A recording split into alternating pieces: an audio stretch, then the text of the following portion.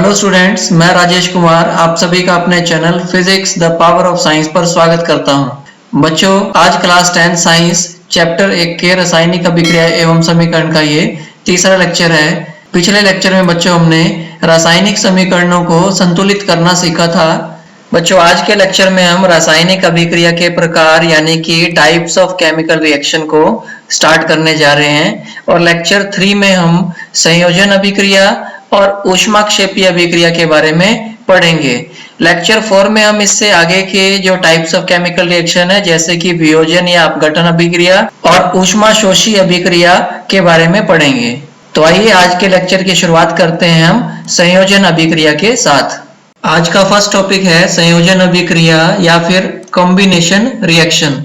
तो बच्चों, जैसा कि इसके नाम से ही हमें पता लग रहा है, संयोजन का मतलब क्या होता है? जुड़ना। यानी कि क्या हो रहा है यहाँ पे कि दो या दो से अधिक अभिकारक जुड़कर किसी एक उत्पाद का निर्माण करें। ऐसी अभिक्रिया को हम क्या बोलेंगे कि ये संयोजन अभिक्रिया है। दो या दो से अधिक अभिकारक जुड़कर एक उत्पाद का निर्माण करें, तो ऐसी अभिक्रिया क्या कहलाएगी? संयोजन अभिक्रिया कहलाएगी। इंग्लिश में इसको हम कहते हैं कॉम्बिनेशन रिएक्शन। उदाहरण के लिए बच्चों मान लेते हैं कि हमारे पास एक सब्सटेंस ए है और एक सब्सटेंस बी है। ये दोनों जब आपस में अभिक्रिया करते हैं यानी कि जब ये आपस में रिएक्शन करते हैं तो क्या होता है कि ये एक सब्सटेंस फॉर्म करते हैं ए बी, मतलब ये ए और बी दोनों जुड़ जाते हैं और जो हमें यहाँ पे प्रोडक्ट मिलते हैं, जो उत्पाद मिलता है वो सिर्फ एक ही मिलता है। तो अभिकारक यहाँ पे कितने थे? हमारे पास दो थे, परंतु उनके अभिक्रिया के बाद हमारे पास जो उत्पाद मिला वो सिर्फ एक मिला। तो ऐसी अभिक्रिया को हम बोलेंगे कि वो कैसी अभिक्रिया है? संयोजन अभिक्रिया है। तो संयोजन अभिक्रिया एक ऐसी अभिक्रिया होती है जिसमें दो या दो से ज्यादा अभिकारक जुड़ते हैं और वो एक उत्पाद का निर्माण करते हैं, एक सिंगल प्रोडक्ट बनाते हैं। आइए इसको एक और एग्जांपल से हम समझते हैं। जब हम बिना बुझा हुआ चूना यानी कि कैल्शियम ऑक्साइड, इसका फॉर्मूला होता है हमारे पास, इसको वाटर के अंदर डालते हैं, जल के अंदर इसको डालते हैं, तो क्या होता है? ये कैल्शियम हाइड्रोक्साइड का निर्माण करता है यानी कि बुझे हुए चूने का निर्माण करता है। इस अभिक्रिया को अगर हम ध्यान से देखें तो इस अभिक्रिया में बच्चों क्या हो रहा है कि यहाँ पे दो अभिकारक जुड़ रहे हैं। दो अभिकारक कौन कौन से हैं? एक तो कैल्शियम ऑक्साइड हमारे पास है और दूसरा हमारे पास H2O यानी कि वाटर है। तो ये दोनों के दोनों आपस में क्या हो रहे हैं? जुड़ रहे हैं और उन्होंने क्या बनाया? CaOH ट्वाइस यानी कि कैल्शियम हाइड्रोक्साइड बना दिया। अब इस अभिक्रिया में हुआ क्या कि दो अभिकारक थे हमारे पास और एक उत्पाद बना, यानी कि ये किस तरह की रिएक्शन हुई? ये संयोजन अभिक्रिया हुई यानी कि कॉम्बिनेशन रिएक्शन हुई। और बच्चों, ये जो कैल्शियम ऑक्साइड है यानी कि बिना बुझा हुआ चूना है, ये हमें पेंट की दुकान से मिलता है। इसका यूज हम किस लिए करते हैं? घर में कली करने के लिए करते हैं। हम क्या करते हैं? मार्केट से चूना लेके आते हैं और उसको पानी के बीच में घोल देते हैं। तो जब उस चूने को पानी के बीच में घोलते हैं, जैसे कि ये डायग्राम में दिखा रखा है, अगर हम उस बर्तन को जिसके अंदर वो चूना हमने घोल रखा है पानी के अंदर, उसको बाहर से अगर हम टच करें थोड़ी देर के बाद, तो क्या होगा? वो जो बर्तन है, वो जो ड्रम है, वो क्या गरम गरम हमें लगेगा। इसका मतलब ये जो अभिक्रिया हो रही है कैल्शियम ऑक्साइड और वाटर के बीच में, इसमें कुछ मात्रा में ऊष्मा भी निकलती है और इस ऊष्मा के कारण ही बच्चों ये जो ड्रम है या जो बर्तन है वो क्या हो जाता है? गर्म हो जाता है। अब ये जो हमारे पास इसके अंदर ये घोल मिलता है, किसका घोल मिलता है? कैल्शियम हाइड्रोक्साइड का। वो कहां से प्राप्त हुआ है हमें? कैल्शियम ऑक्साइड और वाटर की रिएक्शन होने के बाद। तो ये जो कैल्शियम हाइड्रोक्साइड का घोल हमें मिलता है, ये सफेद रंग का होता है और इसका यूज हम कहां पे करते हैं? दीवारों के ऊपर पुताई करने के लिए या कली करने के लिए इसका यूज करते हैं। दीवार पर हम ब्रश की सहायता से इस घोल की एक पतली सी परत चढ़ा देते हैं और ये जो परत है जब धीरे धीरे सूखती है और हवा के संपर्क में आती है, तो हवा की कार्बन डाइऑक्साइड के साथ ये जो कैल्शियम हाइड्रोक्साइड है ये रिएक्शन कर लेता है, अभिक्रिया कर लेता है और कैल्शियम कार्बोनेट का निर्माण करता है। ये जो कैल्शियम कार्बोनेट है, इसकी जो परत है ये सख्त होती है और चमकदार होती है, तो इसकी वजह से दीवारों में चमक आती है। ये जो प्रक्रिया है पूरी पुताई के बाद, इसको होने में 2 से 3 दिन लगते हैं। इस अभिक्रिया को हम इस समीकरण के द्वारा लिख सकते हैं। तो कैल्शियम हाइड्रोक्साइड का ये जो घोल था वो किसके साथ रिएक्शन कर रहा है, हवा की कार्बन डाइऑक्साइड के साथ रिएक्शन कर रहा है, और इसकी वजह से क्या बनता है, कैल्शियम कार्बोनेट बनता है, यानी कि CaCO3 बनता है। ये कैसी परत होती है, सॉलिड होती है। और इस अभिक्रिया में पानी भी बनता है, H2O भी बनता है। ये भाप बनके उड़ जाता है और दीवारों पे किसकी परत रह जाती है, कैल्शियम कार्बोनेट की परत रह जाती है, जो काफी चमकदार होती है।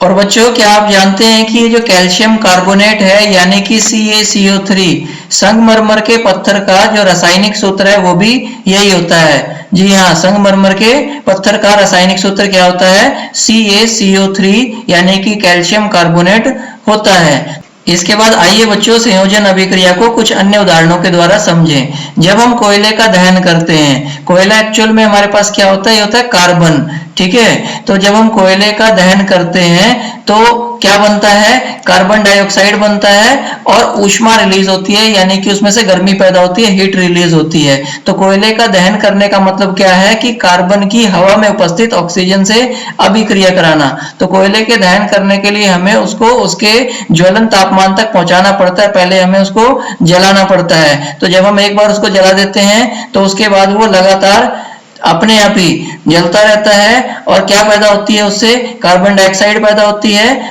जो हवा में चली जाती है और हीट एनर्जी पैदा होती है, ऊष्मा पैदा होती है। अब इस अभिक्रिया में क्या हुआ बच्चों कि हमारे पास दो अभिकर्मक थे यहाँ पे, एक तो कार्बन और दूसरा ऑक्सीजन, और उत्पाद कितने बने, सिर्फ एक उत्पाद बना, क्या बना, कार्बन डाइऑक्साइड बनी।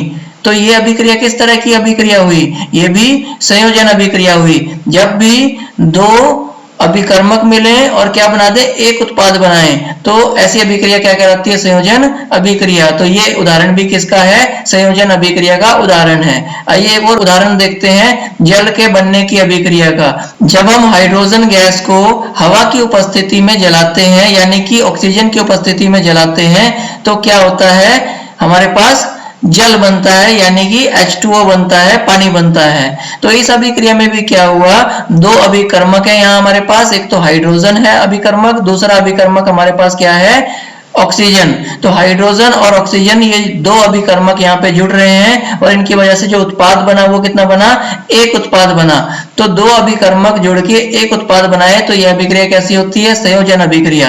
तो यह अभिक्रिया भी संयोजन अभिक्रिया का उदाहरण है और इस अभिक्रिया में भी ऊष्मीय ऊर्जा बाहर निकलती है, यानी कि हीट एनर्जी निकलती है, कुछ गर्मी इसमें बाहर निकलती है। तो बच्चों यहाँ पे जो हमने ये रासायनिक अभिक्रियाएं देखी, ये सभी की सभी अभिक्रियाएं, इनके अंदर दो दो अभिकारक थे और जो उत्पाद इनके अंदर बने कितने बने, एक एक उत्पाद बना। यानी कि ऐसी सभी रासायनिक अभिक्रियाएं जिनमें दो या दो से अधिक अभिकारक हों और सिर्फ एक उत्पाद का निर्माण हो, ऐसी अभिक्रियाओं को हम कहते हैं संयोजन अभिक्रिया। अब एक बात और बच्चों यहाँ पे नोट करने की है कि ये जो अभिक्रियाएं हमने अभी एग्जाम्पल किए, इन सभी एग्जाम्पल के अंदर साथ में ऊष्मा भी रिलीज हो रही है, यानी कि कुछ हीट एनर्जी भी बाहर निकल रही है। तो ऐसी अभिक्रियाएं जिसके अंदर उत्पादों का निर्माण तो हो ही रहा है, उसके साथ साथ में ऊष्मा भी निकल रही है, तो ऐसी अभिक्रियाओं को हम क्या कहते हैं, ऊष्माक्षेपी अभिक्रिया कहते हैं। तो आइए अब हम पढ़ते हैं ऊष्माक्षेपी अभिक्रिया क्या होती है उसके बारे में। जिस अभिक्रिया में ऊष्मा निकलती है उसे हम क्या कहते हैं, ऊष्माक्षेपी अभिक्रिया कहते हैं। तो बच्चों ऐसी अभिक्रिया है जिसमें अभिक्रिया होने के बाद उत्पाद तो बन ही रहे हैं और साथ में ऊष्मीय ऊर्जा भी बाहर निकले, यानी कि कुछ हीट एनर्जी रिलीज हो, ऐसी अभिक्रियाएं क्या कहलाती हैं, ऊष्माक्षेपी अभिक्रियाएं कहलाती हैं। इनको इंग्लिश में हम कहते हैं एक्सोथर्मिक रिएक्शंस। बच्चों जब हम प्राकृतिक गैस को हवा में दहन करते हैं, यानी कि प्राकृतिक गैस को हवा में जलाया जाता है, तो कार्बन डाइऑक्साइड और जल वाष्प उत्पन्न होते हैं और इस अभिक्रिया में अत्यधिक मात्रा में ऊष्मा निकलती है। प्राकृतिक गैस में मुख्य रूप से मीथेन होती है और मीथेन को हम लिखते हैं CH4 से।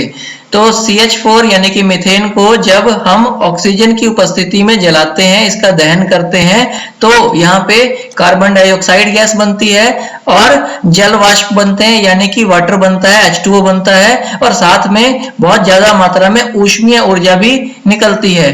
तो क्योंकि यहाँ पे इस अभिक्रिया के अंदर उत्पाद तो बने ही और साथ में ऊष्मीय ऊर्जा भी निकली है, इसलिए यह एक ऊष्माक्षेपी अभिक्रिया का उदाहरण है। और क्या आपको पता है कि श्वसन भी एक ऊष्माक्षेपी अभिक्रिया है? एक्चुअली क्या होता है श्वसन में, ग्लूकोज का दहन होता है जिससे क्या बनता है, कार्बन डाइऑक्साइड बनती है और जल का निर्माण होता है और इसमें भी ऊष्मा निकलती है।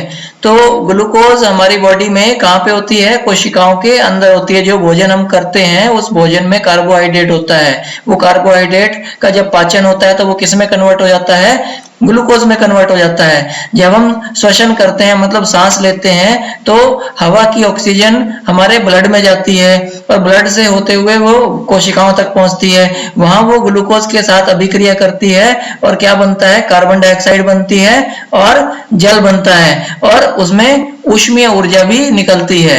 तो क्योंकि यहाँ पे उत्पादों के साथ ऊष्मीय ऊर्जा निकल रही है तो इसलिए यह भी एक ऊष्माक्षेपी अभिक्रिया है।